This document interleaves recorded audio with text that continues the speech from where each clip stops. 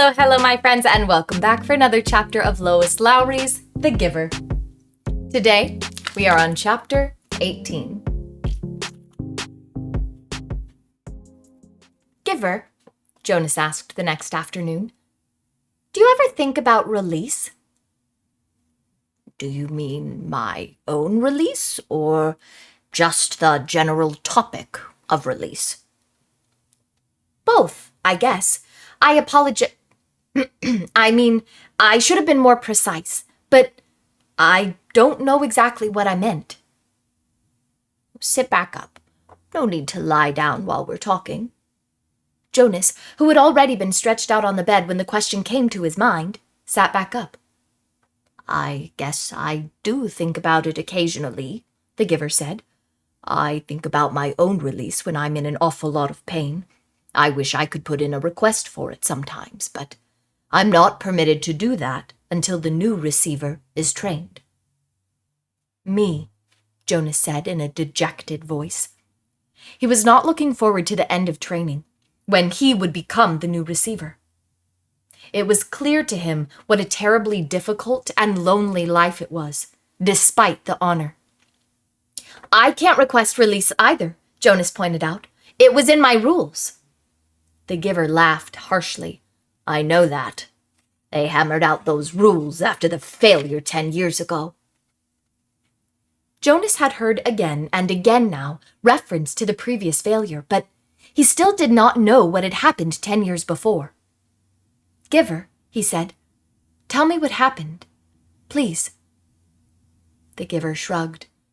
On the surface, it was quite simple. A receiver-to-be was selected the way you were.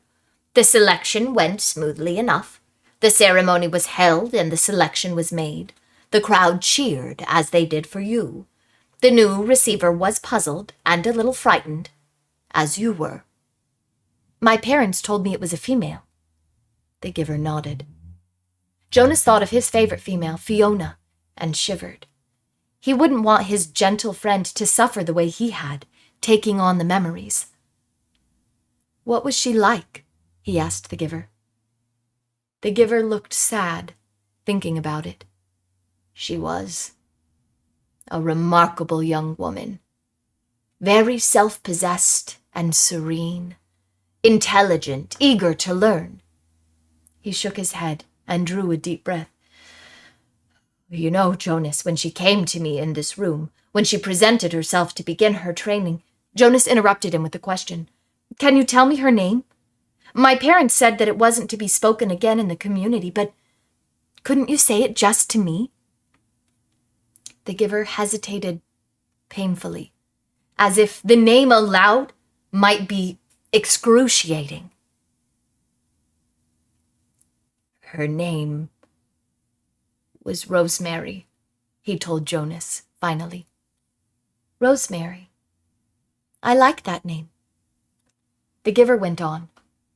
When she came to me for the first time, she sat there in the chair where you sat on your first day. She was eager and excited and a little scared. We talked. I tried to explain things as well as I could. The way you did to me.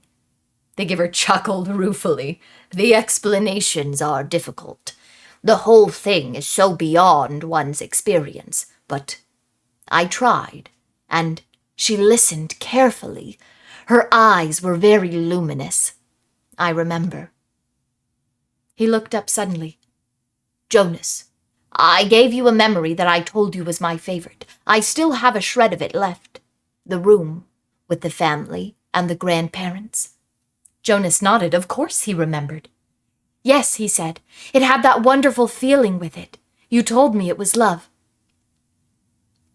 You can understand, then, that that's what I felt for Rosemary, the giver explained.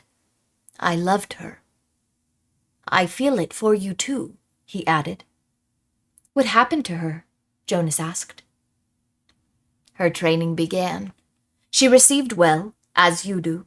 She was so enthusiastic, so delighted to experience new things. I remember her laughter. His voice faltered and trailed off. What happened? Jonas asked again after a moment. Please tell me. The giver closed his eyes. It broke my heart, Jonas, to transfer pain to her, but it was my job. It was what I had to do, the way I've had to do it to you. The room was silent. Jonas waited. Finally, the giver continued. 5 weeks. That was all. I gave her happy memories. A ride on a merry-go-round, a kitten to play with, a picnic. Sometimes I chose one just because I knew it would make her laugh, and I so treasured the sound of that laughter in this room that had always been so silent. But she was like you, Jonas. She wanted to experience everything. She knew that it was her responsibility, and so she asked me for more difficult memories.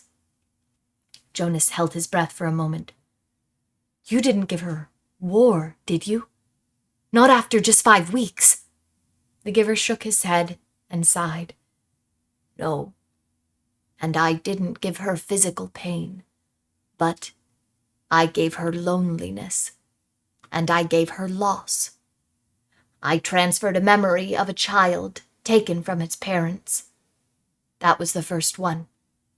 She appeared stunned at the end. Jonas swallowed. Rosemary and her laughter had begun to seem real to him, and he pictured her looking up from the bed of memories, shocked.